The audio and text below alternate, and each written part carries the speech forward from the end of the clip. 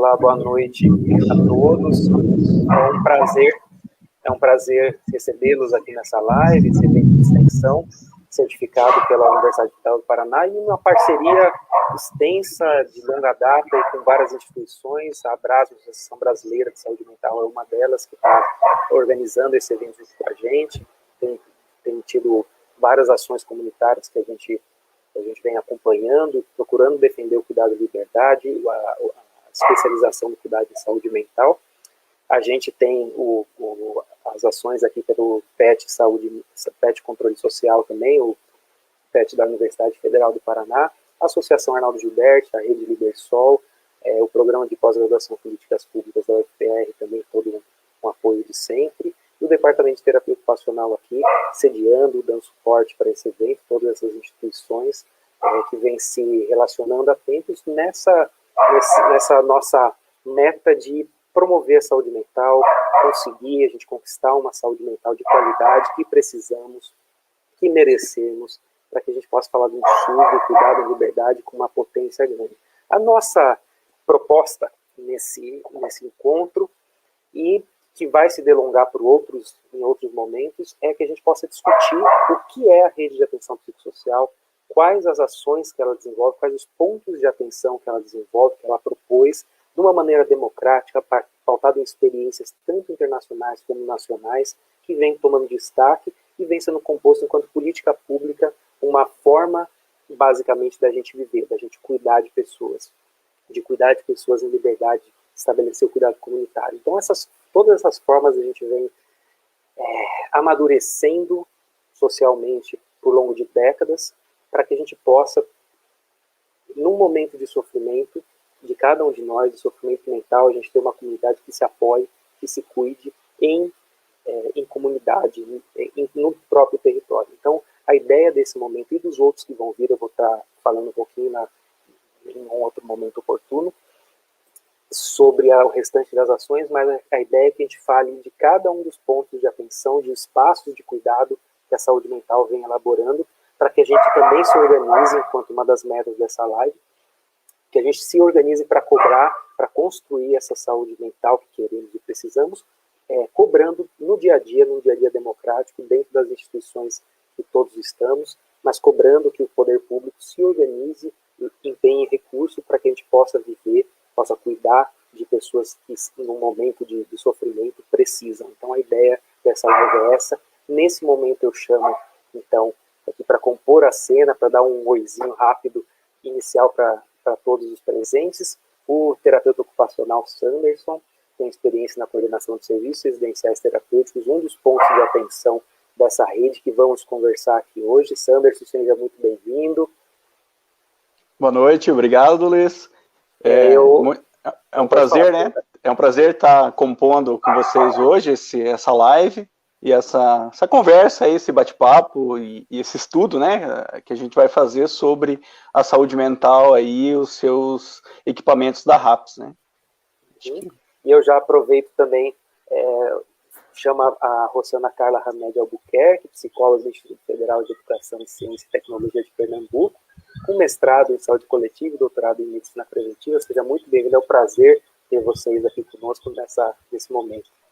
Obrigada, gente. Muito prazer estar nessa mesa, né, nessa live, nesse momento de pandemia, unindo forças, trocando ideias para o fortalecimento da RAPS, né? Então, eu queria agradecer de antemão esse convite e esse momento aqui com vocês. Que coisa boa, Rosana. E a nossa convidada, Cris Lopes, também, psicóloga e sanitarista, idealizadora do Centro de Convivência e Cooperativa, que na sua experiência foi se transformando em um dos pontos da RAPS, e ela traz a experiência de idealizar, de implementar, de organizar, a experiência inaugural, antes mesmo de ser uma portaria nacional, de se estabelecer enquanto uma previsão de todo o Brasil, a experiência que inaugurou isso, e é uma felicidade ter você aqui, Cris. Seja muito bem-vinda. Obrigada, é um prazer imenso, num momento de tanta aridez e agonia do mundo e particularmente do nosso país. Acho que a gente está aqui para trazer um pouco de esperança e força na luta. Obrigada. E bom. E a Cris, ainda além da idealizadora do Centro de Convivência também, é coordenadora e idealizadora do Coral Cênico Cidadãos Cantantes, pesquisadora do Laboratório de Inovação Social do Instituto de Saúde e da Secretaria Estadual de São Paulo. Então, um prazer ter vocês todos nessa mesa. Então, enquanto estrutura da nossa conversa, a gente vai conversar primeiro com o Sanderson, na sequência com a Rossana e depois com a Cris Lopes, falando um pouco desses pontos de atenção. Primeiro, o Sanderson falando da residência terapêutica ou serviço residencial terapêutico estabelecido na portaria como serviço residencial terapêutico, mas muito conhecido como residência terapêutica. E vai trazer um pouco dessa experiência dele, explicando um pouco o que é esse serviço, esse equipamento de saúde e o quanto ele faz bem para a nossa população.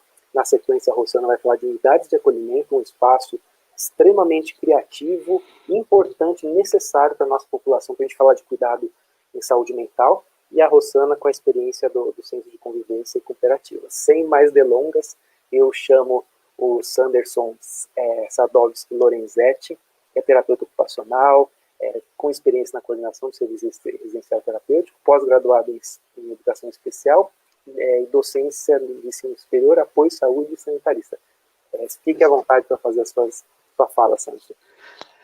Ok, então, muito boa noite a todos os presentes. E para a gente começar a falar sobre serviço residencial terapêutico, ou como a gente mais conhece, residência terapêutica, a gente tem que entender um pouco por que ela foi criada, qual que foi o objetivo dessa criação, né? E por que realmente é necessário ela existir nesses dias que estamos, né? Se a gente for puxar pela história, né, ela desde 1940, 45, depois da Segunda Guerra Mundial, tínhamos várias pessoas com traumas de guerra, várias pessoas que tinham um comportamento diferente, que não se adequavam à sociedade, né, ou se mutilavam, ou agrediam outras pessoas. Isso sempre existiu. Como que naquela época as pessoas tratavam isso? Era pensado que aquilo era um efeito psicossocial, meramente. Então, o que faziam com as pessoas? Elas segregavam as pessoas em ambientes para tirar as pessoas daquele convívio, onde elas, na teoria, estariam sendo prejudicadas e estariam respondendo daquele modo. Então, foram criadas as instituições psiquiátricas, né, de um regime totalitário, né, tirava a pessoa da sociedade, colocava a pessoa lá dentro, né, segregava ela de todos os seus direitos, e ela ficava lá dentro na esperança de não estar atrapalhando a sociedade, né, a grosso modo, digamos assim, né. Essa visão foi se mudando com o tempo através dos estudos, né, do avanço da medicina, e foram se descobrindo que o biológico da pessoa também era um fator que influenciava nesse comportamento. Então, começou-se um fator biopsicossocial, né, uma visão biopsicossocial daquelas pessoas que tinham um transtorno mental. Isso, né, meados de 50 e 60. Com isso, já foram se pensando em outros tipos de tratamento, né? Aí começou a arte-terapia, começou outros tratamentos, além daqueles segregadores de eletrochoque que existiam também naquela época, né? Não que esses tratamentos não se perpetuaram aí durante as décadas de 60, 70 e até 80. Aí também, né, acho que veio o início das profissões, né, de terapia ocupacional, de fisioterapia, de psicologia também, acho que teve um grande avanço depois disso, dessa descoberta biopsicossocial, né, que a pessoa não era só influenciada pela sociedade, mas sim ela tinha um biológico que ela poderia ser trabalhado internamente e expor isso num comportamento diferenciado com as outras pessoas. Então, aqui no Brasil, por volta da década de 80, nós tivemos aí um começo da reforma psiquiátrica, né, a denominada reforma psiquiátrica, que foi uma mudança desse regime, onde abrigavam só as pessoas e tratavam elas somente dentro do hospital, e aí a gente teve essa mudança para que as pessoas fossem tratadas em modelos diferentes. Então, acho que a partir de 1980, 82, 85, começou-se a criação dos Centros de Atenção Psicossocial, né, que são os CAPs, hoje que a gente conhece, que são difundidos na maioria das cidades brasileiras. Nós temos um CAPs de referência aí para a população. Então, com a criação, né, essa reforma psiquiátrica, foram feitas diversas leis, né, foram regulamentadas a diversas leis. Se a gente puxar aqui, né, na legislação, né, a partir ali de 1989, 90, né, com uma mudança, né, com a implementação do Sistema Único de Saúde, isso começou a criar mais força por conta da ação social, da ação das pessoas, né, da interação da sociedade, exigindo melhores condições de tratamento para as pessoas e melhores condições de respeito à sua vida e aos seus direitos, né. Então, em 1999, 2000, começaram-se a introduzir também aí os serviços residenciais terapêuticos. A gente tem uma lei lá, 106 de 2000, que introduz esses serviços residenciais terapêuticos, né, o que acontecia? Então, a gente tinha que melhorar a vida dessas pessoas que estavam abrigadas dentro dos hospitais, e elas tinham condições de sair e conviver com a sociedade. Mas muitas delas ficaram tanto tempo no hospital que quando saíam não tinham nenhum convívio mais com nenhum familiar, né, os familiares já tinham morrido, ou o familiar não tinha condição de conviver com aquela pessoa, de dar uma condição de tratamento em residência para aquela pessoa. Então, necessitava de uma casa onde essa pessoa fosse olhada, fosse tratada nas suas especificidades e que tivesse um convívio social, uma interação com a sociedade, né? Então, em 2000, foram criadas esses primeiros serviços residenciais terapêuticos, né? Então, temos várias legislações ali, a Lei Federal em 2001, a 10.216, né, que fala da proteção das pessoas com transtorno mental e redireciona esse modelo para assistência social, um modelo assistencial em saúde mental, né? Em 2003, aí também foi criado, acho que foi uma grande avanço para as pessoas que saíram dos hospitais, né, que foi a criação do programa de volta para casa, né? Então, se a pessoa, né, nós vivemos num país capitalista, que a pessoa trabalha, ela tem a sua renda e ela corre atrás dos seus objetivos, né, compra a sua roupa, faz o seu turismo, né, vai no cinema, vai na panificadora, vai na lanchonete. Então, isso como que a pessoa que ficou segregada no hospital, saiu, não tem nenhum trabalho, não tem condição de voltar para o trabalho, como que ela pode subsistir. Então, o governo criou esse programa de volta para casa, que dá um subsídio para essa pessoa, né, um dinheiro, né, e quando ele foi criado, ele era R$230 na época, né, hoje, se não me engano, está R$400 praticamente, né. Então, esse dinheiro é para que essa pessoa interaja com a sociedade como qualquer outro cidadão tem direito de interagir, né? Então, ela tem essa verba, esse dinheiro, e que ela consegue interagir com a sociedade, né? Então, essas portarias, elas foram lançadas a nível federal e que os municípios se organizem para que tenham essas residências terapêuticas, para que as pessoas que moravam nessas cidades e foram internadas no hospital psiquiátricos poderiam sair e viver nessas residências terapêuticas com um olhar de uma equipe multiprofissional, apoiado pelo Centro de Atenção Psicossocial de que abrange aquela área onde está aquela residência. Então, toda residência terapêutica tem um CAPS de referência. E esse CAPS de referência que dá todo o apoio com a questão psiquiátrica, né? Consultas, a questão de reabilitação, psicossocial, enfim, todas as necessidades, e também juntamente com a atenção primária, né, a unidade de saúde, cuidando de toda a parte da saúde integral dessas pessoas, né. Então, essa é um resumo, né, e como que a gente está hoje, né. Eu sou aqui de Curitiba, né, em Curitiba eu pude ter o prazer aí de trabalhar desde 2014, 15, até o ano passado, 2020, né, então 5, 6 anos, eu trabalhei na coordenação de 2 serviços residenciais terapêuticos aqui em Curitiba.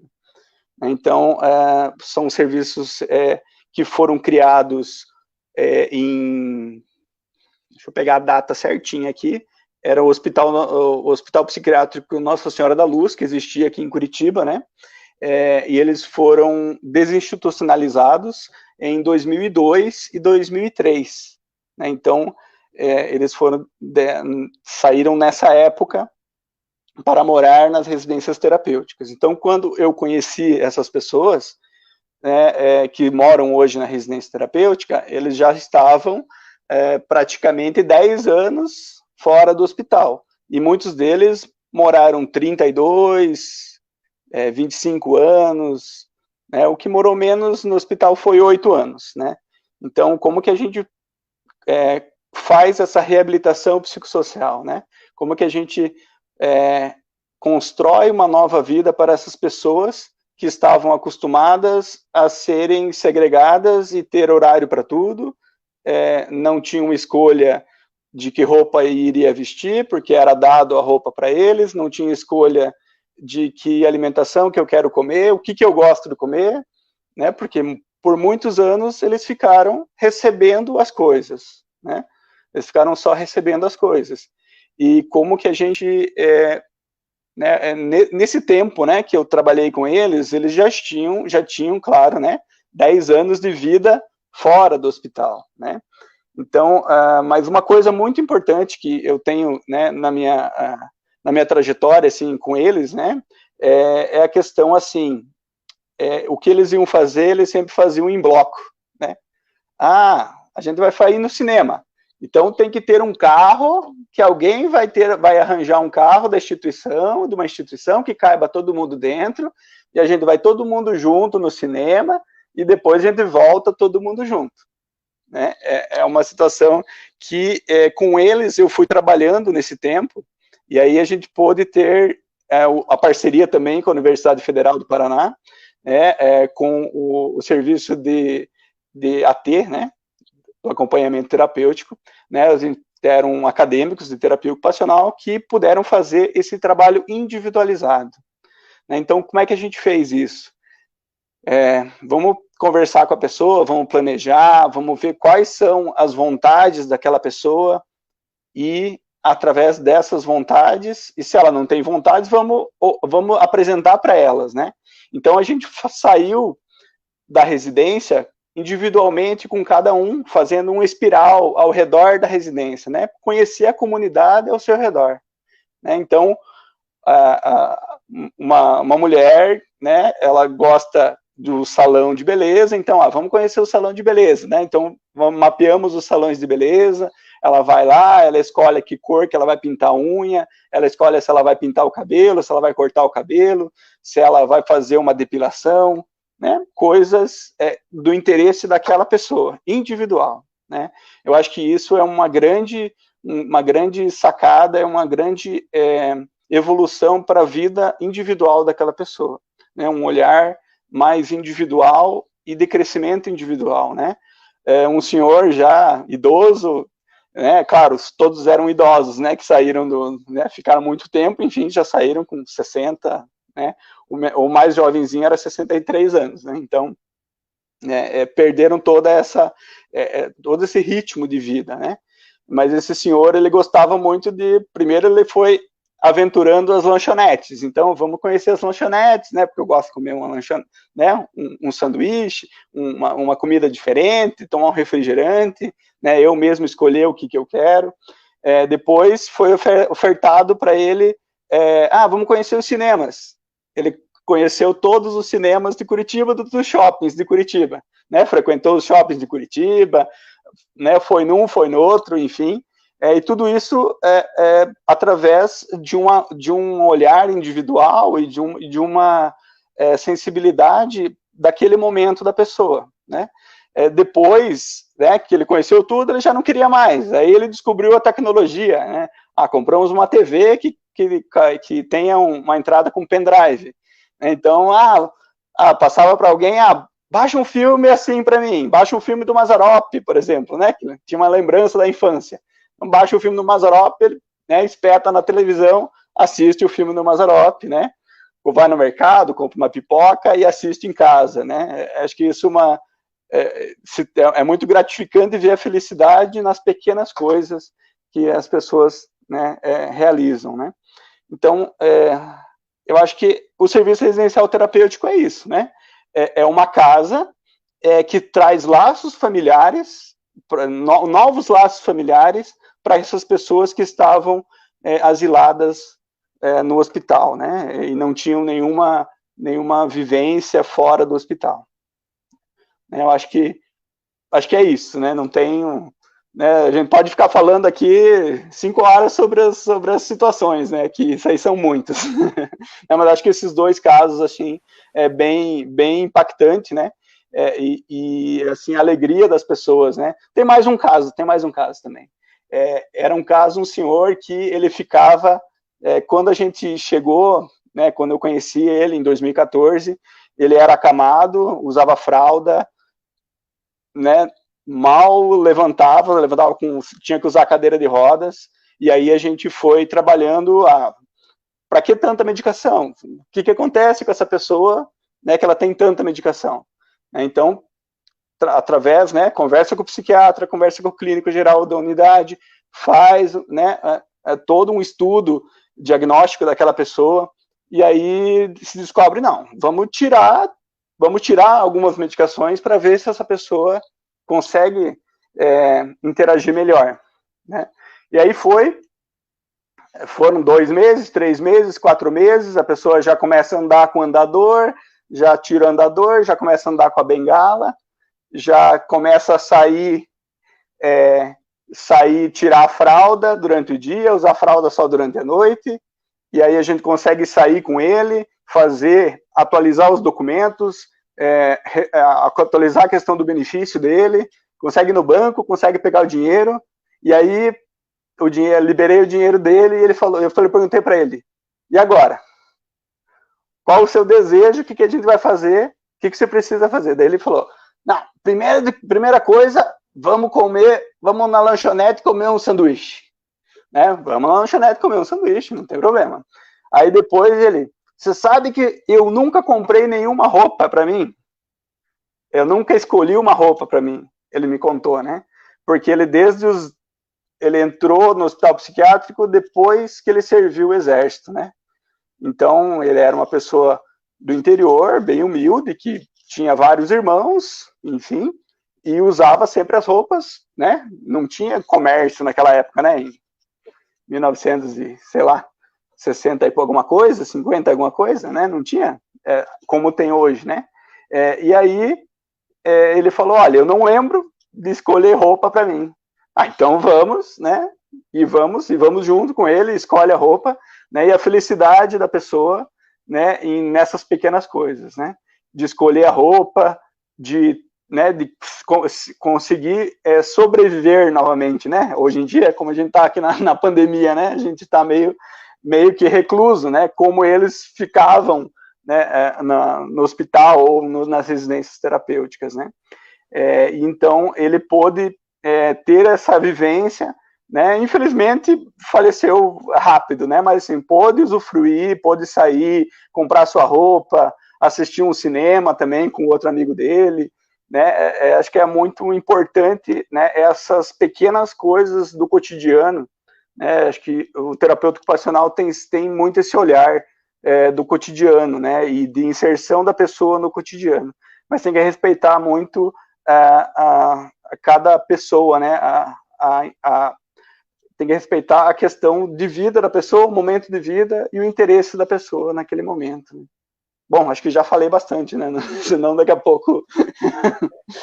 Ok. Eu agradeço a tua fala, trazendo esse importante equipamento que é o serviço residencial terapêutico, a residência terapêutica, como uma forma da gente, enquanto sociedade, se retratar de um momento que acontecia, e quando qualquer um de nós sofria, a nossa resposta social era pegar essa pessoa e internar num manicômio, para onde ele ficaria muitas vezes para o resto da vida. Sim. Então, essa beleza de trazer de volta um de nós, cidadãos brasileiros, para retomar a vida, para ver cor, né? Você traz vários pontos que para a gente pode parecer muito pequeno, porque a gente tem essa vida comunitária, mas fique sem. A gente já está percebendo na pandemia os prejuízos quando a gente fica sem poder sair para tomar um cafezinho na padaria, para ver um amigo, para ir para uma aula de música. A gente está percebendo. Imagina no momento que a gente sofre, a resposta social na época era pegar a gente e jogar dentro do manicômio para o resto da vida. Então agora a gente está num momento tentando humanizar isso tudo, tentando dar cuidado para essas pessoas, para a gente, quando a gente adoecer, num outro formato que não nesse do manicômio. Então eu te agradeço por falar dessa tua experiência, desse equipamento tão bonito. Já chamo a Rosana Carla Hamed Albuquerque, psicóloga do Instituto Federal de Educação e Ciência e Tecnologia de Pernambuco, e com mestre e doutora em medicina preventiva. Fique à vontade para falar de um outro ponto de atenção, e esse, para mim, é um dos pontos. Aqui no Paraná, a nossa realidade aqui é gritante a respeito desse ponto específico. Eu gostaria que você falasse para a nossa população entender a importância desse espaço de saúde. Joia, obrigada mesmo, Luiz, né? E muito legal ouvir o Sanderson, porque a gente vê a paixão, né? E eu adoro trabalhar com gente e conversar com gente que é apaixonada pelo que faz, né? Que eu acho que é o que dá toda a diferença. Então, muito legal, porque na fala dele a gente vai lembrando de coisas, vai se atravessando, né? Por situações, lembrando de situações vividas também. Muito legal. Então, eu acho que tem uma riqueza enorme nessa nossa mesa aqui, que é a gente poder falar de serviços diferentes, né, para as diferentes necessidades dos humanos. Né? Em vários momentos na fala de Sanderson vem essa questão de que tanto Basaglia e depois Paulo Amarante tanto falou, bota a doença entre aspas, né?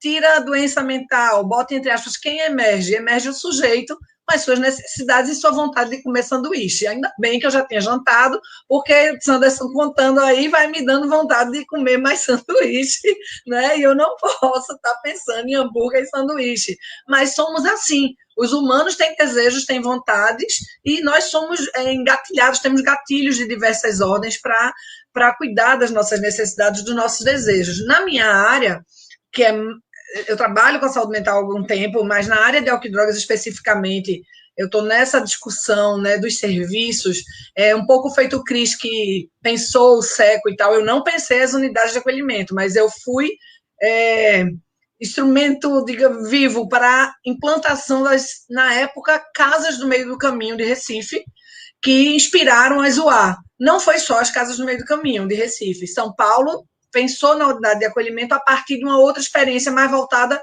para as questões da assistência social e mesclou isso puxando para a saúde. Então, em Recife, não. A gente se inspirou nas unidades, nas halfway houses, que eram esses os nomes, Casas do Meio do Caminho, para pensar num serviço que nem estivesse aberto como um SECO, né, aberto livre, e nem fosse o CAPS também como o que muita gente às vezes sentia na área de álcool e drogas, uma catraca livre e aberta. A pessoa passava o dia no CAPS, saía do CAPS, ia para casa, já bebia, já voltava recaído para o próprio serviço no outro dia e ficava nessa catraca aberta mesmo, para a gente figurar dessa maneira. E aí, a partir da experiência de Baglia, em Porto Alegre, isso, olha, gente, faz tempo, viu? Década lá de 60, 70, faz tempo. Um grupo de psiquiatras e de pessoas começam a se inspirar nas experiências londrinas das halfway house e pensam num serviço onde bebesse um tanto de comunidade terapêutica na sua origem, não nas comunidades terapêuticas brasileiras, por favor, para a gente não pensar, né, o que a gente faz em comunidade terapêutica hoje no Brasil não bebe da atenção psicossocial, não bebe da reforma psiquiátrica, ao contrário, né? O modelo é manicomial e asilar, muitas vezes, na grande maioria das vezes, mas que pudesse beber nessa questão de autonomia, empoderamento, um aspecto de residência, mas não seria a residência terapêutica, como é o que Sanderson apresentou, do egresso lá do hospital psiquiátrico, mas sim pessoas que precisavam de uma atenção e um cuidado para a área de álcool e outras drogas, para tratar do seu abuso, né, do seu uso prejudicial de drogas, mas que não tinha condições de simplesmente passar o dia num serviço, na época era Hospital Dia, o que tinha mais fácil.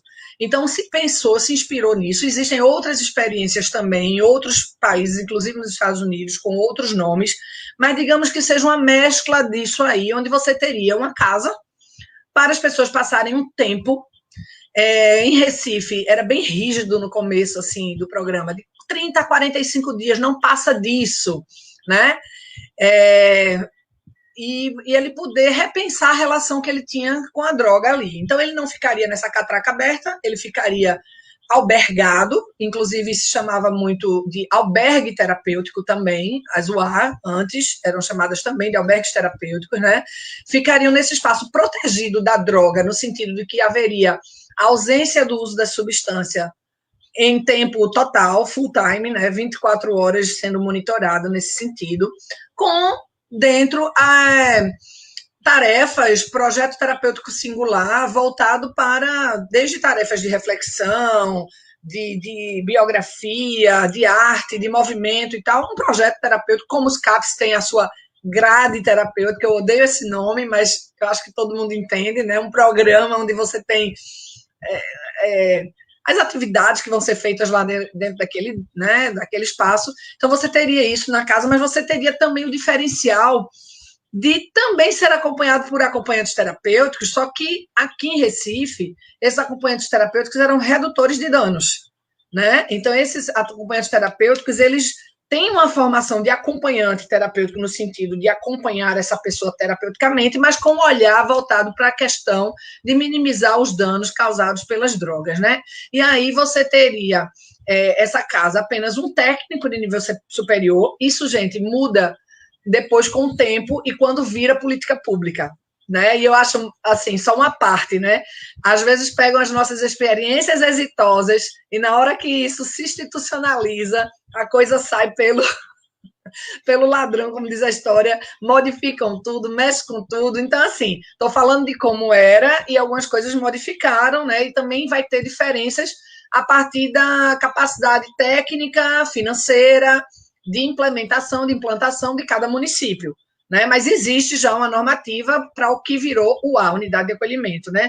Mas em Recife a gente tinha um técnico nível superior apenas e 6 acompanhantes terapêuticos que iam fazer o rodízio, esses acompanhantes terapêuticos redutores de danos, onde você vai acompanhar aquele morador naquele tempo, ele passa a ser um albergado, um hóspede, nós chamávamos inclusive de hóspede, porque a ideia era que ele se sentisse albergado, hospedado naquela residência, sabendo que ele ia ter um tratamento, um cuidado, mas que ele também ia se responsabilizar pelo cuidado daquela casa. Então, nesse aspecto, se aproxima muito da filosofia josneriana, lá atrás, Maxwell Jones, né, das comunidades terapêuticas, de você ter a pessoa se responsabilizando pelas ações no próprio espaço. Então, desde grupo para cozinha, para limpeza, jardinagem, né? Atividades da vida diária que a pessoa pudesse se desenvolver de forma terapêutica, que difere da laboterapia das comunidades terapêuticas, onde você vai trabalhar para pagar os seus pecados, né? Onde você vai ter que capinar o mato, arrancar a grama lá para você pecou muito usando droga, então você precisa de expurgar os seus pecados através do trabalho, né? É bem beneditino também, oração e trabalho, ora et labora, então oração e trabalho como punição e não como algo que faça parte da necessidade também do humano de resgatar o que seja a sua conexão, seja com o seu divino, seja com o seu próprio subjetivo, seu eu, e com o trabalho como forma de se inserir socialmente. Então, as unidades de acolhimento, elas começam a compor uma unidade voltada para álcool e drogas dentro dessa rede, dessa RAPS, que também é o que difere das comunidades terapêuticas, que se isolam, vão para longe, não compõem RAPs, não tem discussão com outros serviços, né? Nas casas no meio do caminho, nas UA, só iria para lá, não seria porta aberta, ele não é porta aberta, é um serviço que vai indicado a partir do CAPS. Depois que o sujeito já tem o seu vínculo com o CAPS, já tem a sua relação com o CAPS, a partir da necessidade do caso dele, ele iria ser indicado para essa unidade, né, de acolhimento, onde ele ficaria de 30, 35, 45 dias. Hoje, esse prazo aumentou e muito devido às discussões do House First, né, casa primeiro, necessidade de moradia, de aluguel social, e aí a gente já paquera com outros serviços. Aí quando eu digo que cola com a questão da assistência social e que, por vezes, inclusive neste governo atual, fica essa discussão de que a unidade de acolhimento não seria uma unidade de saúde, porque ela está tentando, de alguma forma, suprir uma necessidade mais social das pessoas que estão sem moradia. Então, isso é uma discussão e é uma confusão, muitas vezes, a depender de como os gestores também compreendem essa unidade. Então, em Recife, é muito claro que é uma unidade de saúde, porque ele não é uma moradia para substituir a casa da pessoa. Não é a residência terapêutica que vai virar a casa das pessoas, ponto. Mas é uma casa de passagem, né? É uma casa de passagem, é uma casa que, por isso que casa do meio do caminho. No seu caminho, na sua passagem, você vai ficar um tempo ali para refletir melhor a sua relação com o uso da droga e, a partir disso, você pensar no seu projeto de vida fora daquele serviço. Então, ele sai do CAPS para a unidade, e da unidade ele volta para o CAPS, no sentido de uma referência e contra-referência com o serviço, a pessoa não perde o contato com o CAPS, inclusive algumas atividades eram feitas dentro do próprio CAPS, a depender do projeto terapêutico singular da pessoa, né? O que mais que eu posso dizer das unidades de acolhimento? Elas são espaços riquíssimos para a gente também fazer um diagnóstico diferencial em relação a transtorno mental, uso de droga, né? A gente tem na área, a clínica da dependência química, do uso de drogas, ela é meio complexa, né? É meio difícil, então você não sabe quem veio primeiro. Ovo ou galinha. Eu uso droga para tamponar as vozes que eu escuto, ou eu comecei a ouvir voz porque eu usei muita droga, né? Isso é algo muito delicado na nossa área. Então, por vezes, a unidade de acolhimento ela é muito bacana também para ajudar a gente a fazer um diagnóstico diferencial, porque, por vezes, a pessoa entra na casa, depois de 10 dias sem usar droga, ela continua ouvindo voz, já que aquela voz não parou, aquilo já te alerta que é preciso ver aí talvez uma comorbidade de base, né, um outro transtorno de base para além da questão do uso de droga. E também ao contrário, ele começa a ficar na casa, para de usar droga e outras coisas emergem, né? Aí você vai ver que a droga é só, né, a pontinha do iceberg. Esse sujeito está lá com diversas outras necessidades. Faltou igreja, faltou família, faltou escola, faltou política pública, de um modo geral, e a droga foi a única coisa que deu sustentação a ele na vida. Então, ele passa esse tempo dentro da casa e consegue se ver sem a droga para refletir a própria vida. Então, a casa do médico, a UA, ela passa a ser um espaço de extrema importância nessa complexidade que é o tratamento do uso de droga, né? Então, imagina você pensar num serviço desse tipo de intervenção, internamento, albergamento, baseado na redução de danos, né? Mais complexidade, porque é um ambiente livre das drogas, é um ambiente protegido. Mas, se ele usa droga, eu vou simplesmente dar alta, eu vou simplesmente expulsá-lo. No começo do programa em Recife era assim, quem fazia uso de droga recebia alta administrativa, era uma contradição interna. Como é que pode? E aí a gente começa a construir novas formas de lidar com essa situação quando isso acontece, porque também você vai colocar na mão do sujeito o que é que ele está fazendo ali. Você escolheu vir para cá, é voluntário. Então, se você vem para cá para continuar usando droga, você está fazendo mais do mesmo, então você pode dar a sua vaga para outra pessoa. E aí a gente vai pactuando com as pessoas de estarem ali, porque, de fato, o projeto terapêutico, a redução de danos aí, no caso, é o desejo deles, porque a redução de danos não nega a abstinência, mas desde que essa abstinência seja algo que o sujeito deseja, e não a imposição feita como na comunidade terapêutica, que você precisa largar a droga de toda forma, porque senão seu tratamento já vai ser um insucesso. Então, gente, que nem o Sanderson, eu ficaria aqui falando um tempão, porque eu estudei a Casa no Meio do Caminho na época da dissertação do mestrado, em 2008, onde eu pude escutar e viver a montagem desses serviços, né? Eu era gestora e pesquisadora, então era uma observação participante sofrida, porque era montando o serviço e criticando o serviço por dentro, né, vivendo isso, e daí tive grandes experiências indo para o Ministério da Saúde ajudar a pensar como viria a ser a unidade de acolhimento. Infelizmente, como eu disse, algumas experiências exitosas não se mantêm como elas nasceram, mas eu acho que a gente ainda tem aí tempo, né, de resgatar e manter a originalidade, a inventividade, a criatividade e a importância desse serviço que é a UA dentro da RAPS, tá? É isso, por enquanto é isso. Que bom, Rosana, obrigado. A fala, a tua experiência, que coisa boa vocês poderem mobilizar isso tudo, construir essa política pública. Vários colegas, eu queria até dar um oi para todos aqui, né, que vão se achegando, tem pessoas do ACB. É uma coisa que dá uma certa esperança para a gente, mesmo nesse momento de pandemia, pelo menos a gente aprendeu formas que a gente possa se conectar. Então tem pessoas de Tocantins, de vários pontos do Paraná, de Santa Catarina, Maranhão, a Bahia, de São Paulo. São várias pessoas que estão nessa mesma sintonia, que é de construir o cuidado e liberdade, de construir formas da nossa comunidade, quando algum de nós tombar, em vez da gente excluir, da gente poder dar a mão. A gente dá um breque nessa loucura que a gente está vivendo para poder se cuidar. Eu acho que esse é um bom mote que junta a todos aqui, várias pessoas colocando nos comentários a sua experiência, colegas de Barbacena. Isso é muito bonito a gente conseguir congregar essas pessoas aqui, e eu acho que nesse nosso momento dessa live, a proposta dela também que a gente saia com um acordo comum, com algumas ações que a gente consiga realmente fortalecer cada vez mais a RAPS. Esse ponto que a Rosana traz, a unidade de acolhimento no campo da saúde mental, a gente em Curitiba não tem uma dessas implementadas, então é algo que a gente realmente precisa se organizar e cobrar o poder público disso tudo, e a gente vai conversar hoje, na sequência, quando eu entrar na fala, algumas possibilidades e estratégias de fazer isso tudo acontecer também.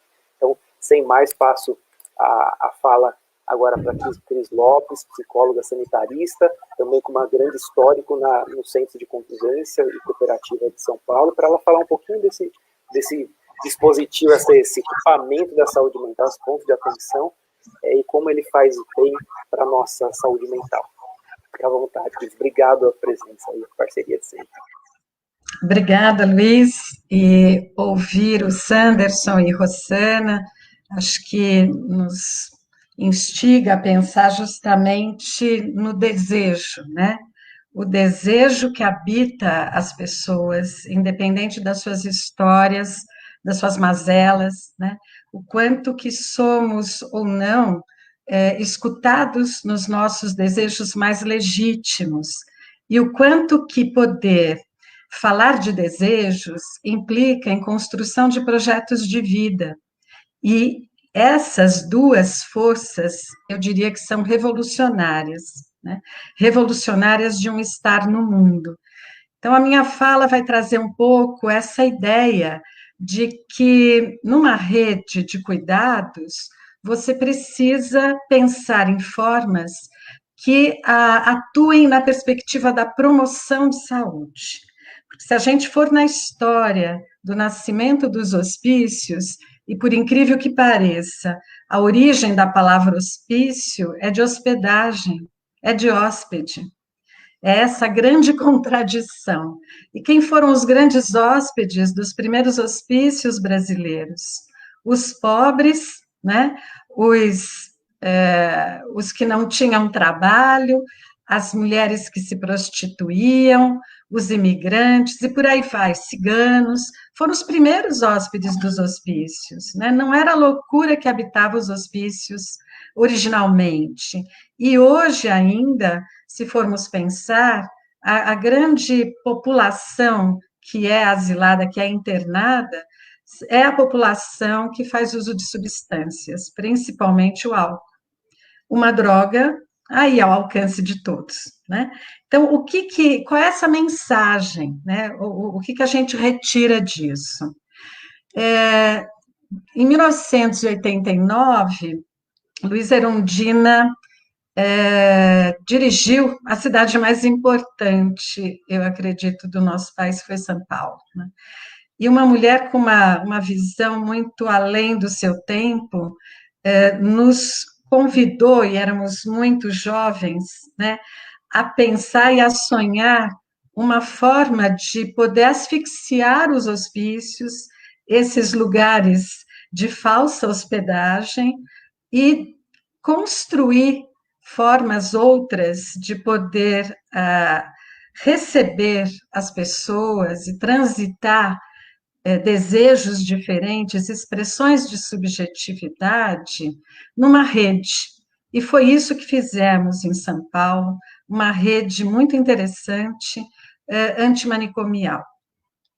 Eu vou destacar nessa rede um pedaço dela, os centros de convivência e cooperativa.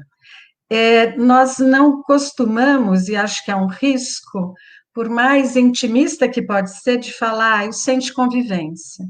Esse nome não é muito feliz, eu acho, porque ele esbarra em muitos outros espaços de convivência que não necessariamente traduzem a complexidade e a originalidade desse serviço. Não idealizei sozinha, mas pude dar grande parte da minha vida e dos meus sonhos para a construção desse projeto, né? Um projeto que já nasce um pouco na contramão do que seria as especificidades. Ele nasce, sim, dentro de uma proposição que hoje a gente pode chamar de RAPS, né? Não era esse nome, uma rede mais ampla, enfim, de saúde, dentro de uma perspectiva de saúde coletiva, mas que vejo que ele ultrapassa a especificidade, inclusive, da saúde mental, no sentido mais estreito do que ela possa ser pensada enquanto algo de respostas para a doença. E isso acho que tanto Sanderson quanto Rosana também sinalizaram, né? Nos faz pensar que se há uma determinação social de um sofrimento, da forma de você viver e adoecer, essa determinação social precisa ser trabalhada na sua origem. Eu não posso ficar trabalhando só sintoma, e a doença aí é um grande sintoma. Mas eu preciso olhar essa determinação, e que me leva lá na história, naquela história que Sanderson falava do início dos hospitais psiquiátricos, né? Quem é que estava lá e por que é que estava lá? Então, esse compromisso é um compromisso grande de pensar que espaços de convivência e cooperativa atuam fundamentalmente nessa origem, nesse lugar de nascedouro. Falar, então, hoje, das 24 unidades de centro de convivência cooperativa na cidade de São Paulo, é falar desse compromisso, de um espaço que nasce fora dos espaços clássicos de saúde. Os centros de convivência cooperativa em São Paulo, eles estão, na sua maioria, em parques municipais, ou em centros esportivos, ou em grandes praças, ou centros comunitários de Coab, onde você não tem, nas Coabs, nem parques, nem centros esportivos, vamos pegar como exemplo, né? E por que nesses lugares, né? Porque nesses lugares você não precisa de uma carteirinha, de um cartãozinho para dizer, olha, eu estou indo para consulta tal, você posso entrar? Né, a segurança me permite? Qual é o lugar onde esse trânsito é mais facilitado? Então, não foi por acaso pensar nesses espaços gerais. Daí a importância de se estar nesses espaços gerais. E nesses espaços, as pessoas vão para quê? As pessoas vão por vários motivos, desde para realizar pequenos furtos, até para namorar, até para observar pássaros, até para fazer nada, até para desenvolver algo que possa estimular aquilo que a gente falava, um desejo, uma vontade, né? Um sonho. O SECO, ele se coloca um pouco nesse lugar de possibilitar sonhar o mundo, porque sonhar o mundo é sonhar um outro mundo para si. E quando você sonha um outro mundo para si, você tem que se dar conta com aquilo que impede o teu sonho. O que é que impede meu sonho? Muitas vezes o que impede meu sonho são as desigualdades e não as diferenças. O SECO trabalha nessa perspectiva, ou procura trabalhar nessa perspectiva, né? Então, eu vou passar alguns slides aqui, mas eles vão passar rápido, porque não vai dar tempo de falar tudo sobre eles, mas eu vou atravessando com a minha fala parte do que está aqui escrito. A premissa, acho que mais importante do século, é esse acesso universal e essa concepção de saúde como bem-estar físico e emocional para um bem viver, não para um não adoecer ou para se livrar de uma doença X. Por isso que esbarra numa perspectiva que vai além do conceito de transtorno ou sofrimento mental. Essas pessoas, elas são, sobretudo, esperadas nesse lugar e são buscadas para chegarem até esse lugar, mas é um lugar das diferenças. E, portanto, o que atrai as pessoas a estarem num SECO não são seus diagnósticos, suas patologias e suas dores, mas é a oferta que esse lugar oferece, principalmente das linguagens que podem agregar as pessoas em torno da arte, do esporte, das expressões corporais. Eu vou destacar aqui a arte, né? Como esse espaço do SECO pode ser um provocador de encontros emancipatórios, em que a arte possa ser a grande facilitadora dos encontros. Portanto, os agrupamentos se dão pela tarefa, uma visão bem pichoniana, né, que é a minha formação. Então, de agregar as pessoas pela tarefa e não por suas identidades. A tarefa, no caso, é, por exemplo, vamos trabalhar dança, vamos fazer mosaico, mas não para te passar o tempo, é para fazer numa perspectiva, sim, importante, de você fazer o melhor, de você produzir aquilo que vem de dentro de você como uma habilidade esquecida, uma habilidade desconhecida. Pode passar, Miguel. Essa perspectiva eu chamo de uma inovação social, porque é uma metodologia inovadora que outorga função social aos SECOs, né? Traduz o seu aspecto mais contemporâneo de manejo das relações humanas na dimensão da saúde como capacidade de construir bem coletivo. Então, desenvolver solidariedade ou potencialidade para o trabalho criativo, colaborativo, é algo que altera aquilo que a gente pode chamar de qualidade de vida. E mesmo que isso não se inscreva num enquadre de terapia, ou de terapia ocupacional, ou de tratamento, eu posso afirmar que tem alcance terapêutico, mas ele não tem como perspectiva o cuidado em terapia ou em X conduta que possa estar baseada no diagnóstico. Eu acho que é uma discussão complexa, não sei se está sendo possível atingir, mas é isso. Por quê? A gente poderia olhar para isso e falar assim, mas o que diferencia um SECO de um SESC?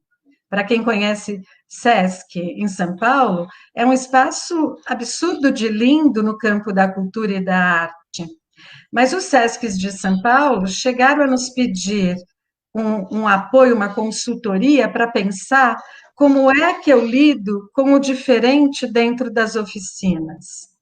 E essa é a nossa expertise, esse é o nosso manejo. Não é um espaço para uma porção de oficineiros oferecerem oficinas as mais variadas, as mais interessantes e legais, e nenhum profissional com expertise da saúde, principalmente, para manejar grupos heterogêneos numa perspectiva de trabalhar o encontro da diversidade. Então, quando você se propõe a isso, você precisa saber o que você está fazendo, porque você vai lidar com conflitos, você vai lidar com diferenças brutais. E como é que eu faço isso? Poderia dar vários exemplos, mas eu vou fugir deles para ficar mais na questão conceitual, para provocá-los, né, os que estão aqui, a pensar comigo o que isso tem de novo, né? Pode passar, Miguel. Vamos ver, só tenho 5 minutos. Caramba! Vamos lá. Então, o que extrair de expertise dos séculos, né? A integralidade, que eu acho que é a veia mestra do SUS, para nós, a integralidade é pensar democracia como saúde. Por exemplo, então não basta eu oferecer tudo que aquele sujeito precisa e vê-lo de uma maneira integral, só física e psiquicamente. Se ele está num mundo onde, ou numa sociedade, a democracia está sendo vilipendiada. Então, isso nos diz respeito. Democracia é saúde, né? O SECA é um dispositivo para agenciamento territorial, né? Ele está no território para agenciar outras forças. O SECO não se faz só com saúde, ele se faz com saúde, com cultura, com trabalho, com meio ambiente, com educação, fundamentalmente. Então, esses nomes implicam em poderes, em secretarias, em estarem juntas numa perspectiva de trabalhar diversidade e heterogeneidade, né? É nesse sentido de desenvolver potência para sujeitos poderem dar um outro destino para as suas vidas. E a potência não é algo que você oferece, que você prescreve, é algo que você produz numa religação de saberes.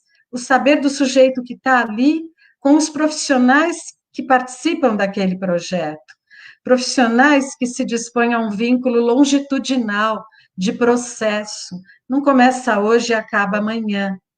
Então, essa perspectiva são expertises importantes que o SECO nos alimenta. Pode passar, Miguel, eu vou passar rápido pelos outros. Então, aí, é só para destacar a produção de saúde num conceito de produção, enquanto não um conceito capitalista da produtividade, mas num conceito mesmo de potência, num conceito mais spinoziano de potência e de produção como um trabalho, por exemplo, no caso da arte na saúde, né? Uma arte que possa recuperar um outro lugar de criação para esse sujeito e, portanto, para a sua qualidade de vida. Pode passar, Miguel.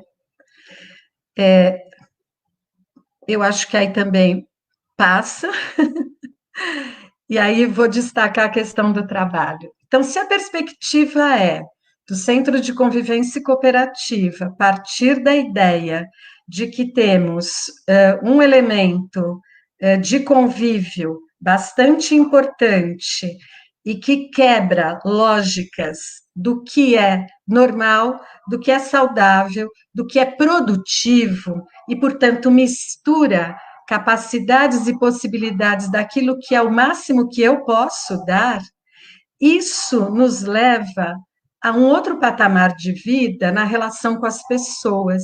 Só que eu preciso também de poder trocar com o mundo outros poderes, um poder de barganha, um poder de produção de trabalho. Mas que trabalho é esse, né? Um trabalho onde eu posso ser diferente na minha produtividade. O que eu quero dizer com isso? No SECO, a gente trabalha com os mesmos pressupostos da convivência para pensar o trabalho.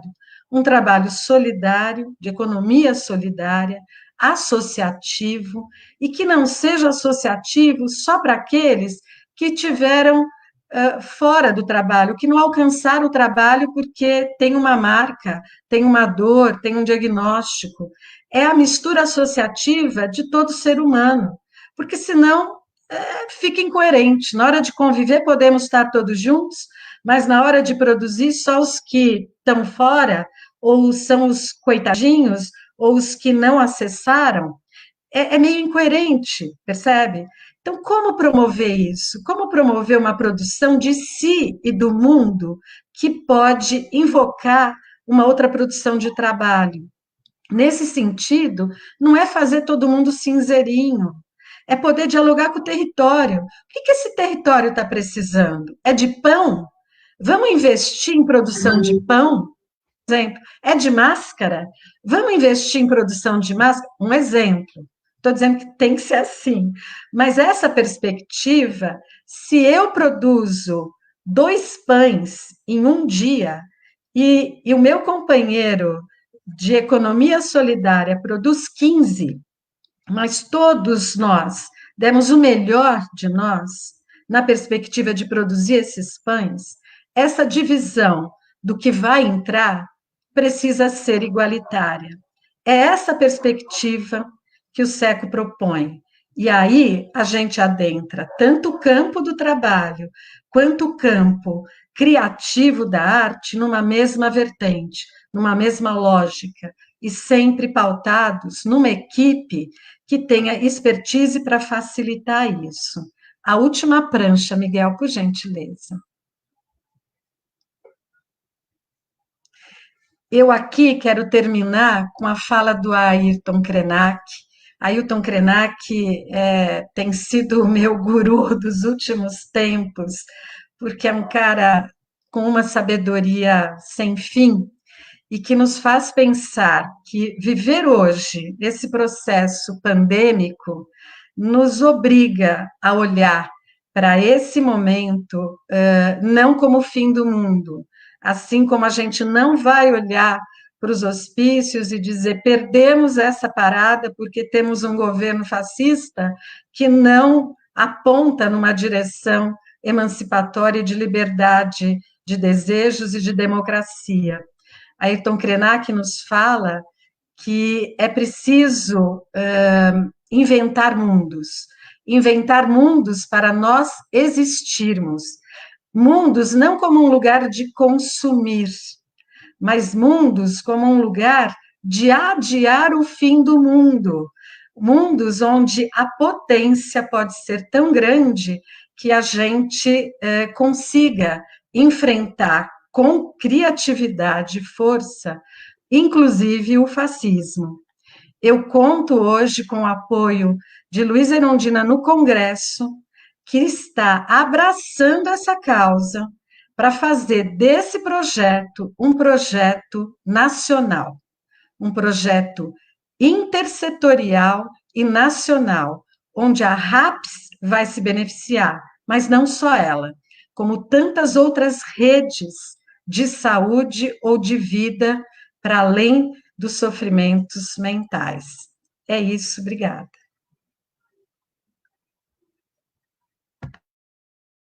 Obrigado você, Cris, que fala bonita e para mim é um dos pontos de atenção da RAPS, com uma criatividade, é algo que versa sobre saúde, versa sobre vida, não versa sobre doença, né? Ela é como a gente conseguir viver em comunidade, como a gente organiza toda a potência que temos enquanto comunidade para valorizar o ser humano. Eu acho que essa é algo muito, muito caro. Eu vou fazer uma fala agora para a gente ir na sequência abrir para as perguntas, porque eu acho que agora o nosso desafio maior é como pensar esses pontos, ver no nossa cidade, no nosso município, se existe, se não existe, e pensar estratégias que a gente vá promover para mobilizar isso tudo. Eu acho que isso é uma potência desse encontro que a gente não pode perder, de ter pessoas de toda a nação. A Cris já enuncia aqui uma interlocução com deputados federais que a gente precisa resgatar, a gente precisa ter. Tenho certeza, eu vou dar uma cantada em vocês que estão nos assistindo, quem conhece algum amigo, parente, que está como vereador ou como deputado, coloca nos comentários, por favor, olha, conheço, minha mãe tá nesse cargo, um tio meu, um amigo, coloque que eu quero depois só fazer esse fechamento. Se o Miguel puder, por gentileza, compartilhar a minha tela aqui, a apresentação do PowerPoint, isso, eu agradeço, Miguel, muito obrigado. Eu quero passar aqui para a gente, rapidamente, o Sanderson, que fez a gentileza de trazer a gente para conhecer o serviço residencial terapêutico, e é isso que a gente está mudando. Pessoas que, quando sofriam, estavam aí, ficavam aí para o resto da vida. É isso que a gente está mudando agora, com uma mudança na residência terapêutica, também pessoas com transtorno mental, em sofrimento mental, que estão em situação de rua, que podem ser alocadas também para essa casa. Então, isso foi uma mudança do ditame dessa portaria há pouco. Para quê? Para a gente trazer as pessoas de volta para a comunidade, para a gente poder viver. Olha o tão sério é isso. A gente tirava pessoas da vida comunitária, não permitia a pessoa escolher a roupa. Eu já trabalhei no hospital psiquiátrico e era fila de daqui até o quarteirão para banho de 2 minutos. Então a pessoa não podia escolher a hora do banho, qual a temperatura do banho ser tomada. Então é isso que a gente está falando, de montar um outro mundo mais humano. Para quê? Para gritar a inclusão social. A Rossana, com toda a beleza da fala dela, do histórico da unidade de acolhimento, voltado para pessoas em drogadição, e a potência disso, que a gente precisa brigar aqui nesse estado do Paraná para ampliar. Como eu falei, Curitiba, uma cidade de 1.900.000 habitantes, aproximadamente, não tem uma dessas casas. Quando a pessoa está em situação de uso, com uma situação difícil do ponto de vista familiar, para que ela fique um tempo nessa casa sendo cuidada por pessoas da saúde, para que a família dela seja cuidada por pessoas da saúde, para que ela consiga ver outros prazeres, outra vida fora do uso da droga.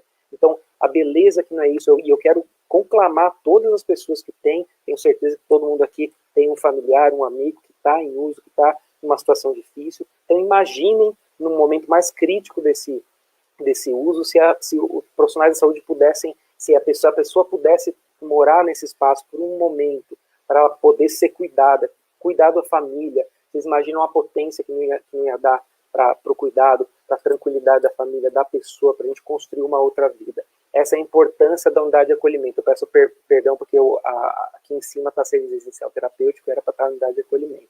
Para quê? Para a gente gritar cuidado, atenção, saúde. É isso que a gente precisa construir, esse mundo que a gente precisa construir.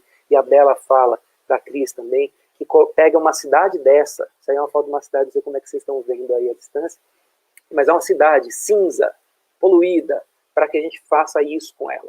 Traga vida, encontros entre as pessoas. Como a Cris falou, fui fazer um curso de violão e encontrei a mulher da minha vida ali, que mudou a minha trajetória, a minha história. O quão belo é isso, da gente poder ir lá fazer voleibol, e a gente lidando com pessoas com transtorno mental, cadeirante, pessoas fisiculturistas que estão em casa sem fazer nada, todo mundo convivendo, chamando a vida humana para ser apreciada, a convivência humana para ser apreciada. Eu tenho certeza que todos aqui estão penando nesse momento de isolamento. É isso que a gente quer com o centro de convivência, é proporcionar convivência, é gritar por afeto, vínculo, vida, e com isso versar sobre saúde, falar da saúde, da nossa saúde mental, não só de doença, mas falar da saúde, o tanto que esse dispositivo, esse equipamento pode botar cor numa cidade cinzenta. Cabe falar aqui que todos esses equipamentos mudam história das pessoas. Eu coloquei aqui, não foi à toa, tá vendo? Aqui, ó, fotinhos, parece fotos. Por quê? Porque esses equipamentos, essa política pública, não é uma política pública, ela é uma construção de história de pessoas. E aí é isso que a gente está aqui brigando para construir histórias de convivência, história de vida, não história de morte, história de vida.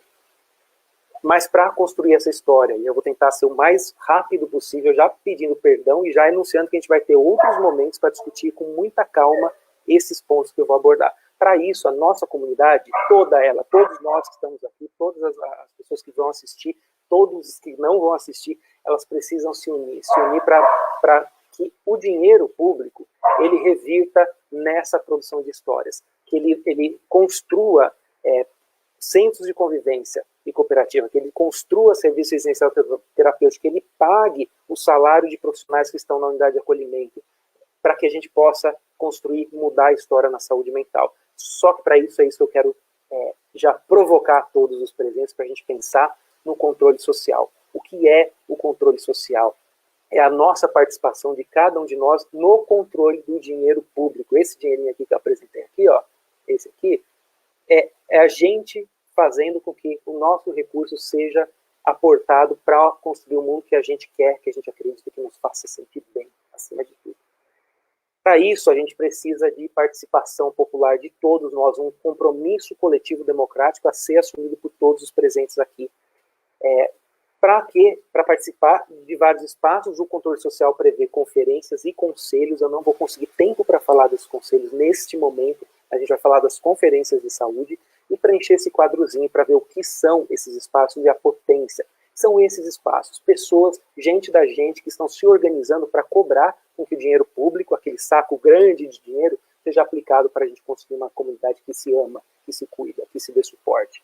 Pessoas como nós que se reúnem nesses espaços para cobrar a política pública, que ela seja desenvolvida, e com a política pública formas de viver em comunidade e de viver bem. Para que o dinheiro seja aplicado para a gente crescer, fazer prosperar o Sistema Único de Saúde, e com ele a nossa saúde mental. Então, o controle social, nessas pessoas, as conferências de saúde que se organizam, vou falar só das conferências, mas elas se organizam no máximo há 4 anos. Ano que vem é ano de Conferência Nacional de Saúde Mental, para a gente levar vários das necessidades da gente. Como a gente quer que o poder público gaste o nosso dinheiro, é nosso dinheiro. Nesses espaços, então vocês imaginem essas pessoas todas aqui, ó, metade dessas pessoas são usuários do SUS, são representantes de usuários do SUS, é o usuário do CAPS, é o familiar do usuário do CAPS, pessoas como nós que estão se organizando para cobrar que o dinheiro público seja revertido para a nossa comunidade. Entre outras pessoas, esse tantinho aqui, ó, seria profissional da saúde, o restante, coordenador de CAPS, gestores, prestadores de serviço. Tenho certeza que vários aqui já participaram, que estão nos assistindo, já participaram de conferência, mas acredito que vários também não. Então vale esse nossa conversa. É para isso, é para a gente se organizar e pedir e levar demandas. Participar das conferências significa a gente se organizar para se responsabilizar, para cuidar do nosso mundo. E a gente levar as demandas, o que queremos que o poder público faça com o nosso dinheiro. Esse é o espaço. E nessas demandas, no final dessas demandas, tudo que nós nos organizamos para levar, para pedir, compila-se num caderninho. O relatório final da conferência, teoricamente, se a gente tem um governo democrático, ele analisa esse material que todos nós nos organizamos para pedir, para falar para onde empenhar esse dinheiro público. Um governo competente, um governo democrático, pega esse material para ver, o pessoal de Curitiba está pedindo uma unidade de acolhimento ali, o pessoal aqui de Barbacena está pedindo outro espaço, está precisando de outra coisa. Uma gestão democrática, ela lê esse material e usa o dinheiro público para responder ao que pedimos. E essa é a importância estratégica. Pensem no seguinte, na conversa das residências terapêuticas do Sanderson, e se nessas conferências que vão vir, a gente solicitar implementar no município tal, que tem um grande hospital psiquiátrico fechado, com um monte de morador ali, um serviço residencial terapêutico, e a Rossana, que falou da unidade de acolhimento, se a gente aqui, eu botei o nome Curitiba, porque a gente precisa disso aqui em Curitiba. Implementar no município de Curitiba uma unidade de acolhimento, a gente vai levar isso para a Conferência de Saúde Mental, e a gente vai cobrar com que isso aconteça. Se a Cris, como falou ali, do Centro de Convivência, eu vou colocar em Curitiba, implementar no município de Curitiba o Centro de Convivência. A gente não tem isso. Começou em 89 em São Paulo. Em 92, se eu não me engano, tinham 12 implementados. A gente, no município de 1.800.000, não tem nenhum implementado. A gente precisa se organizar para fazer essa cobrança. Para quê? Para mudar a história de vida dessas pessoas. Para versar sobre vida. Para a gente poder construir esse outro álbum para rechear, não com essas fotos, mas com fotos de afeto, de cuidado, de humanidade. E aí eu trago esse convite para vocês, para a gente se organizar e pensar na realidade de cada serviço que está aqui presente, como a gente vai falar sobre a conferência para os usuários, como a gente vai falar sobre a unidade de acolhimento que não existe, e como a gente vai levar, fortalecer para exercer a democracia, para que essas pessoas consigam participar e falar o dinheiro público vai para isso e não vai para aquilo. Existem muitas dificuldades para o exercício do controle social, saiba. A gente precisa se articular. Ir para a conferência é um dos passos, mas a gente precisa conversar, por exemplo, com o Ministério Público. Aqui, ó, por exemplo, pode estar um político como a Erundina, que a Cris trouxe esse apoio para que isso se transforme numa política pública robusta, o centro de convivência se transforme nessa política pública robusta, mas exige que a gente se preocupe, acima de tudo, com a gente, com a nossa comunidade, e se organize.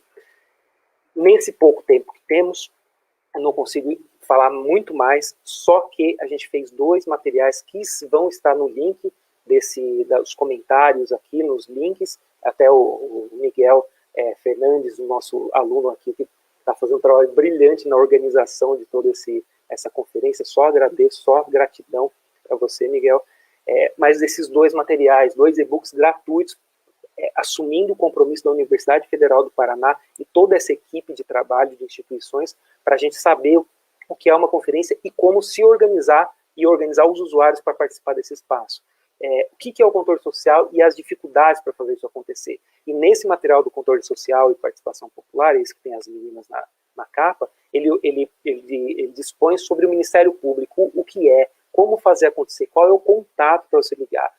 Uma Câmara, a Câmara dos Vereadores, o que é, como entrar em contato, tudo a gente precisa se organizar. É muito bonito de ver esse movimento acontecer, ele não é mágico, são pessoas como as pessoas que eu tenho todo um respeito de estar aqui rachando essa tela, mas que brigaram para a gente ter CAPs, ter residência terapêutica, ter centros de convivência que estão mudando a vida de pessoas que não eram nem para estar aqui, eram para estar presa no manicômio. E esse processo é um processo muito bonito da gente acompanhar. Está tudo no site da Terapia Ocupacional da Universidade Federal do Paraná, clicando em extensão e produtos de extensão.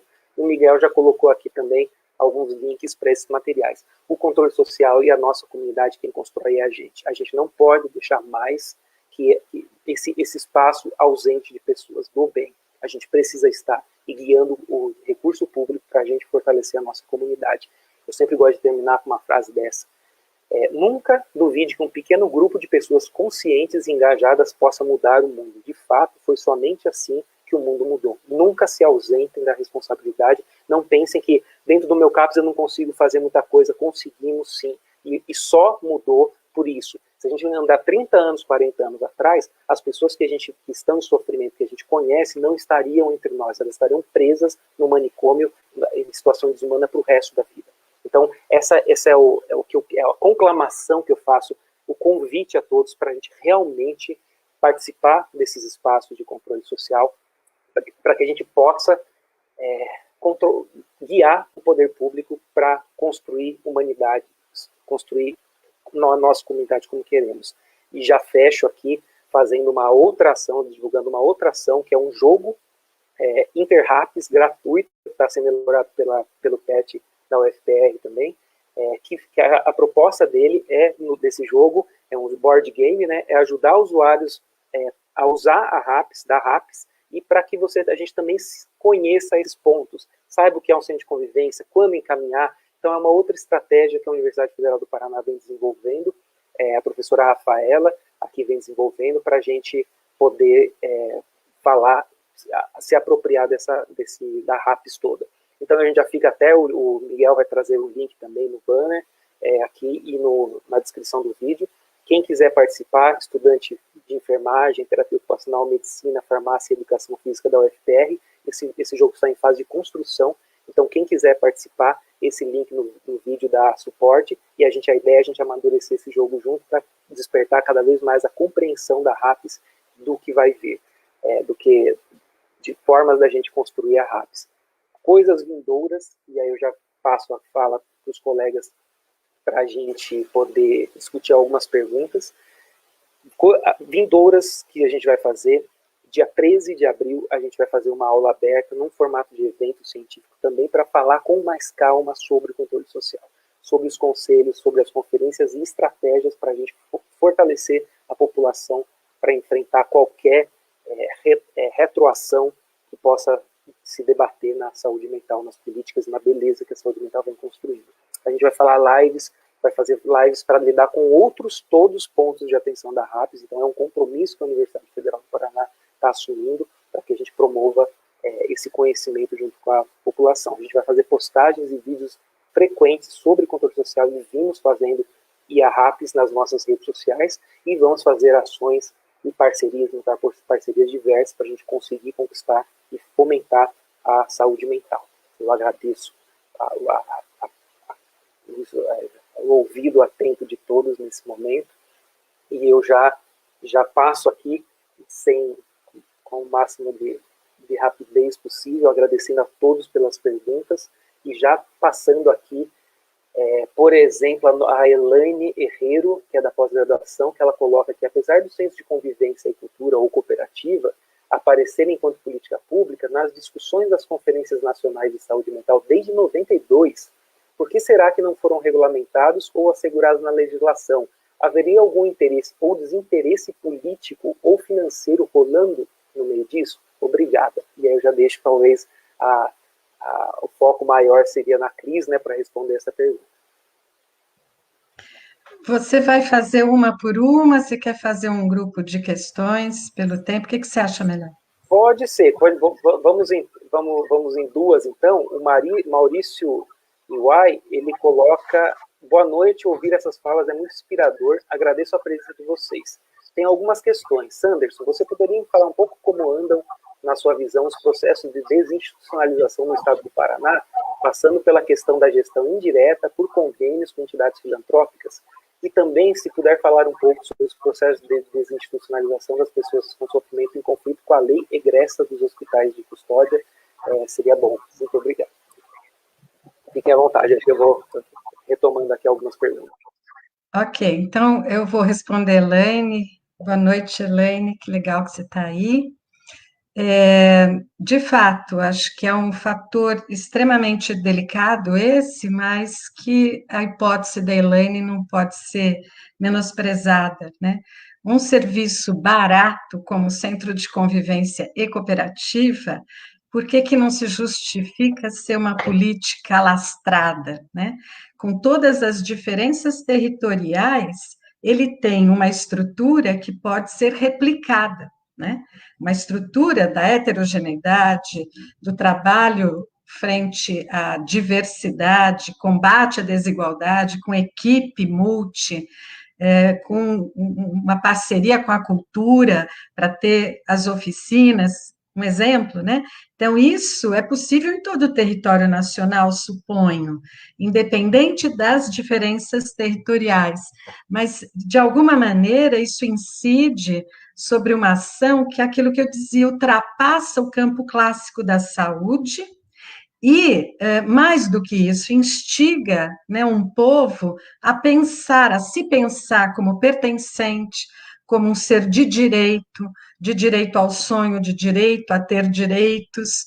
Penso que isso, de alguma maneira, justifica o Ministério da Saúde ter apostado em centro de convivência e cultura como uma modalidade única, que não, infelizmente, também não se ampliou porque não teve financiamento, mas que pensava um único profissional universitário para coordenar e uma porção de oficineiros para garantir oficinas de arte, esporte, seja lá o que for, exclusivamente para pessoas com transtorno mental. Essa impossibilidade de você provocar o encontro da diferença não é pedagógico e não é terapêutico. Apesar de ser algo, vou reafirmar, barato, não há interesse numa estrutura que ela é pouco democrática. Então, se você for hoje, porque eu fui há 2 anos atrás, junto ao Ministério da Saúde, não encontra lá na saúde mental Centro de Convivência e Cultura, que dirá Centro de Convivência Cooperativa. Aí eles disseram, está na atenção básica. Fui na atenção básica. Não está também. Ou seja, não tem financiamento. Não tendo financiamento, ninguém se dispõe a fazer. Porque hoje a gente observa que tem CAPs até num lugarzinho pequenininho que não justificaria, por exemplo, um serviço como esse. Você conversa com as pessoas da saúde do local, fala, mas eu procurei viabilizar porque tem orçamento, tem financiamento. Tendo financiamento, a gente aceita qualquer negócio, independente da necessidade e da característica territorial.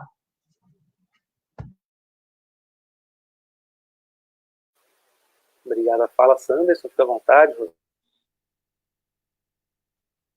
Maurício, né? Dá para colocar a pergunta ali, o comentário?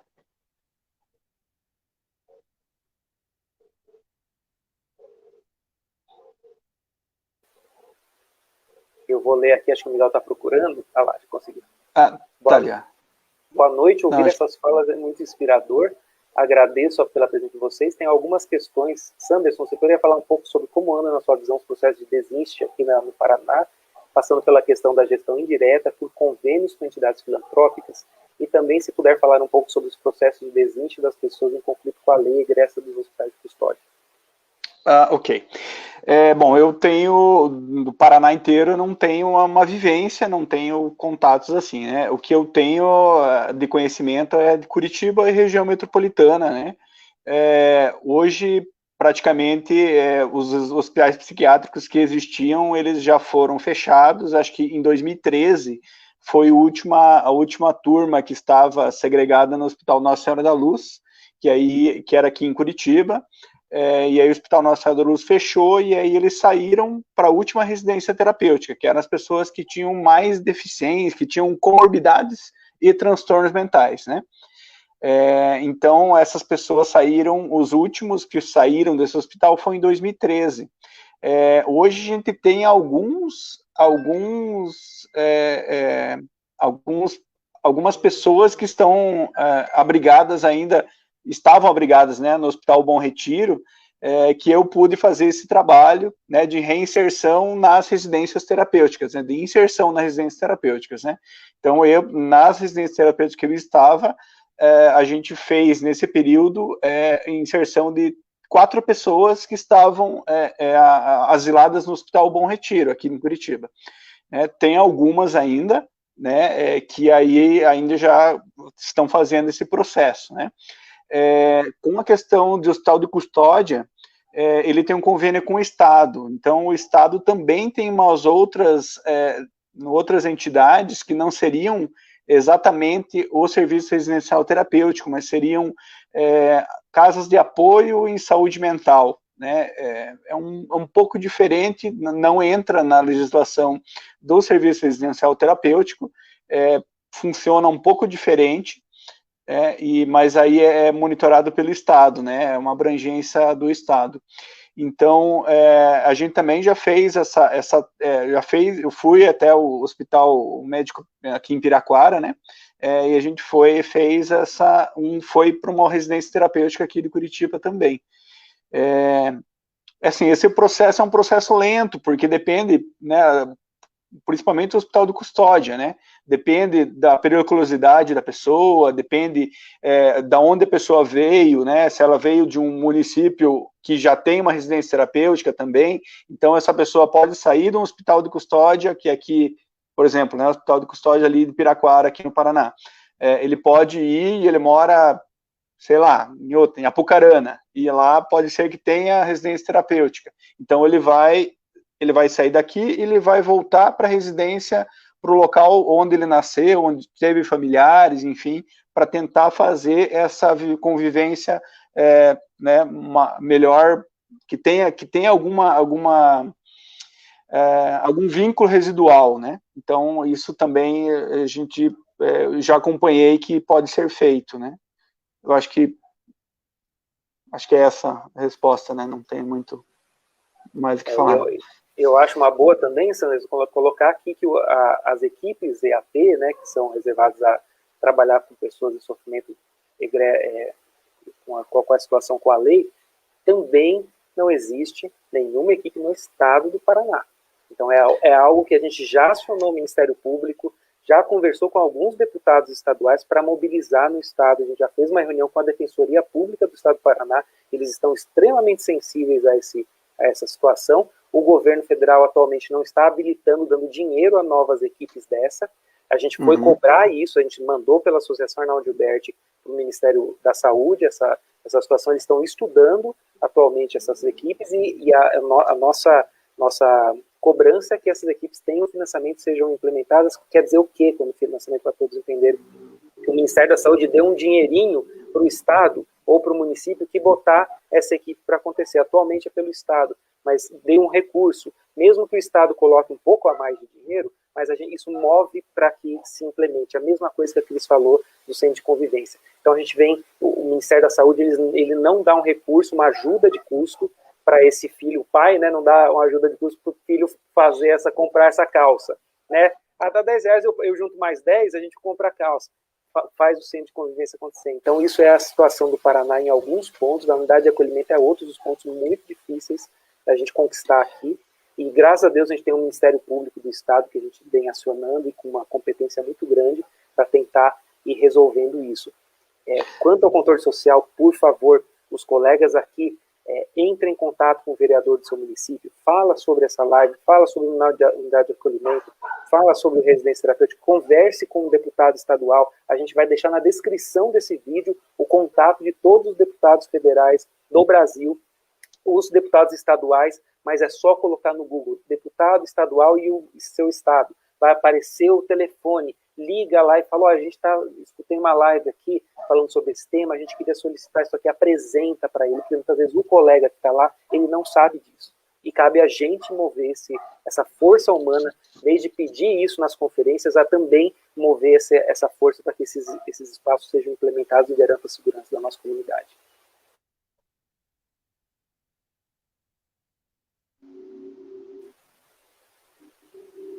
Rosana, quer fazer a sua... Acho que a gente já está caminhando, né? 8h33, né? Para ir finalizando. Faz as suas considerações, fique à vontade. Apesar de não ter vindo nenhuma pergunta específica sobre a questão da UA, né? Eu vi pelos comentários, eu fui olhando os comentários aqui e queria saudar a presença do Léo Pinho, que ele está aí conectado. Léo, querido da Brasme, meu presidente, meu diretor. E também gente de Pernambuco, que eu também estou vendo, Nilda aqui, o pessoal falando. Então, obrigada, gente, por vocês estarem acompanhando, né? Muita gente tocada e sensibilizada com a fala da Cris com relação ao centro de convivência. Eu acho que essa questão do que Cris traz, né, do que nós pontuamos sobre esse cuidado e liberdade, essa possibilidade das pessoas serem, para além da doença mental, serem pessoas reconhecidas como cidadãos de direito, né? Eu acho que isso é o que está mais em ameaça nesse momento, né? Então, seja esse chamamento aí que o Luiz faz da gente poder estar exigindo dos nossos governantes, que são pagos por nós, eles são os nossos servidores, né? Eles deviam trabalhar para nós, né?